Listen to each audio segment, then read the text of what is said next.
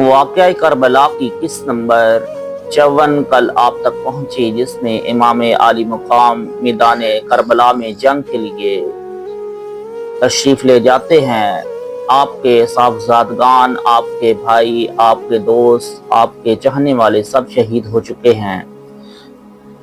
مردوں میں آپ اور امام زین العابدین ہی باقی رہ چکے ہیں، اور امام عالی مقام جنگ میں لڑنے کے لیے میدان میں حاضر ہو جاتے ہیں۔ روایت آئی ہے کہ جب امام علی مقام علیہ السلام میدان میں تشریف لائے اور مقابلے کی دعوت دی تو ابن سعد نے کہا، اے لوگوں، تم جانتے ہو کہ وہ اکیلے حریف کو نہیں چھوڑتے۔ اس وقت وہ پیاسے ہیں اور ہلاکت کے قریب پہنچ چکے ہیں، اکٹھے ہو کر حملہ کر دو۔ یزیدی لشکر حرکت میں آ گیا اور آپ کو گھیرے میں لے لیا۔ امام علی مقام علیہ السلام شیر غرہ کی طرح تیغ برآ لیے، ان کے درمیان عناب ابن رسول اللہ کا رعد آسا نہرا لگاتے زمین کانپنے لگتی، اور جب آپ کی برق نما تلوار کی شعاعوں کی بجلی گرتی تو دشمنوں کی آنکھوں کو خیرہ اور چہروں کو تیرا کر دیتی۔ زمین و آسمان کے درمیان اٹھنے والا غبار خون کی بارش سے فرو ہو گیا۔ ناپاک مخالف کے تیرہ بدن میں نزاع جان کے لیے آپ کی شمشیر کا حکم قطعی فیصلہ کر دیتا۔ آپ کا حال اس جنگ کا نظارہ کرنے والے اہل بیت نے ان الفاظ میں سنا۔ بعض روایات میں آیا ہے کہ حضرت امام علی مقام علیہ السلام دوسری مرتبہ فرات کے کنارے پر پہنچے اور پانی کا چلو بھر کر پینا چاہا تو آپ نے اہل بیت کے بچوں اور خواتین کی پیاس کو یاد کرتے ہوئے اس پانی کو پھینک دیا۔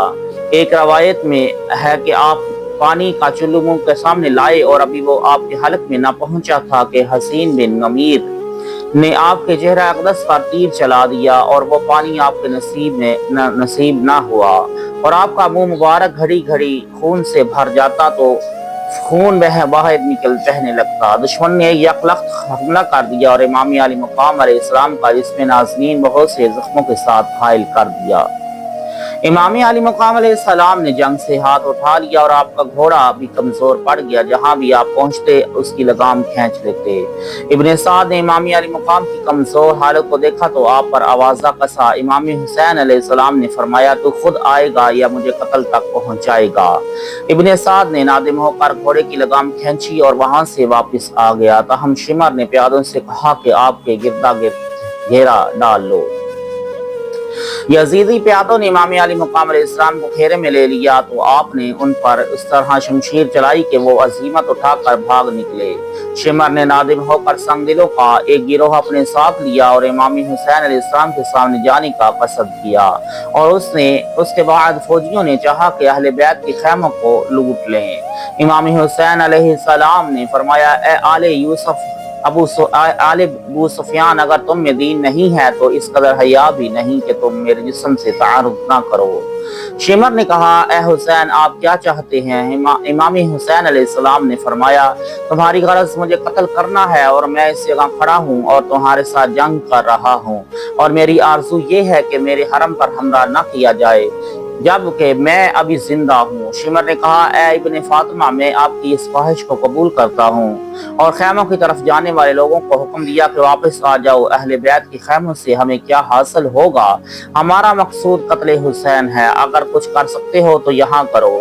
ان لوگوں نے دوسری بار جنگ کا آغاز کر دیا۔ امام حسین علیہ السلام نے ان لوگوں کی طرف دیکھا اور فرمایا، عجیب حال ہے کہ جہاں تک نگاہ کرتا ہوں کسی دوست اور بہی خواہ کو نہیں دیکھتا، اور ہر چند نظر کرتا ہوں مگر کوئی مہربان اور غمگسار نظر نہیں آتا۔ روایت آئی ہے کہ اس وقت سواروں اور پیادوں نے امام علی مقام علیہ السلام پر حملہ کیا اور آپ کے قریب پہنچے تو ڈر کی وجہ سے کوئی ایک بھی قدم آگے بڑھانے کے لیے تیار نہ تھا، اور امام علی مقام کی ہیبت سے آنکھیں نہیں کھول رہا تھا۔ آخر ان لوگوں نے آپ پر تیروں کی بارش کر دی اور امام حسین علیہ السلام اپنے مرکب شریف سے اتر آئے تاکہ جد بزرگوار صلی اللہ علیہ وآلہ وسلم اور قدر نامدار حضرت علی علیہ السلام کی یادگار گھوڑا زخمی نہ ہو جائے۔ यजीदियों ने आपको प्यादा देखा तो दिलेर होकर आप पर हमला कर दिया, यहाँ तक कि एक शख्स का तीर आपकी नौरानी पेशानी में पेवस्त हो गया। आपने तीर बाहर खींचा तो जख्म की जगह से नहर की तरह खून जारी हो गया। इमाम अली मुकाम अलैहिस्सलाम ने अपना हाथ मुबारक जमीन पर रख दिया, जबकि आपका हाथ मुबारक खून से लथपथ हो गया तो आपने उसे चेहरे पर मल कर फरमाया, मैं इसी हालत में अपने नाना जान हजरत मोहम्मद मुस्तफ़ा सल्लल्लाहु अलैहि वसल्लम से मुलाकात करूंगा और अपने शहीदों की तफसील बयान करूंगा। रवायत आई है कि हजरत इमाम अली मुकाम अलैहिस्सलाम के जिस्म अतहर पर तीरों तलवारों और नेज़ों के 72 जख्म आ चुके थे। इसी हाल में आप किबला रू होकर बैठ गए और अपना सर मुबारक बखुद रब्बे किबरिया रख दिया। आपके कत्ल के इरादा से एक एक दो आदमी आते रहे और जब आपके चेहरा पर नजर डालते तो शर्मिंदा होकर वापस चले जाते और कहते, हम नहीं चाहते कि कल क़यामत के दिन ये खून हमारी गर्दन पर हो और हम इसके मुआखजा में पकड़े जाएं। जब शिमर ने देखा कि उसकी फौजी इमाम हुसैन अलैहिस्सलाम के कत्ल से एराज कर रहे हैं तो उसने कहा, ये ताखीर तवक्कुफ क्या है। उसकी बात सुनकर ज़रआ बिन शरीक ने आगे बढ़कर आपके हाथ मुबारक पर जख्म लगाया और 10 दूसरे अफराद आपको कत्ल करने पर कमर बस्ता हो गए। वो लोग आपके करीब आ गए और किसी में ये ताकत न थी कि आपके करीब आता। इसी अस्ला में सनान बिन अनस ने हज़रत इमाम हुसैन अलैहिस्सलाम की पुश्त पर नेज़ा मारा तो आप गिर पड़े। खोली बिन यजीद असबही ने अपनी घोड़े से उतरकर आपका सर मुबारक आपके जिस्म अतहर से अलग करना चाहा तो उसका हाथ कांप उठा और उसके भाई शबल बिन यजीद ने ये अमर कभी सर अंजाम दिया। इमाम इस्माइल बुखारी रवायत लाई है कि जिस वक्त इमाम अली मुकाम गिर पड़े तो एक शख्स आपको शहीद करने के लिए आया। इमाम अली मुकाम ने उसे देखा और फरमाया, चला जा, तू मेरा कातिल नहीं, मुझे इसका अफसोस होगा कि तू दोज़ख की आग में गिरफ्तार हो जाए। वो शख्स ने रोते हुए कहा, ए इब्ने रसूलुल्लाह, आप इस हाल को पहुंच चुके हैं और अभी तक हमारा गम खा रहे हैं कि हम दोज़ख की आग में न जलें। बस इस तलवार को इमाम अली मुकाम के कत्ल के लिए खींचा था, उसे हाथ में जंबश दी और चलते चलते इब्ने साद के सामने आ गया। इब्ने साद ने पूछा, क्या तूने हुसैन का काम तमाम कर दिया?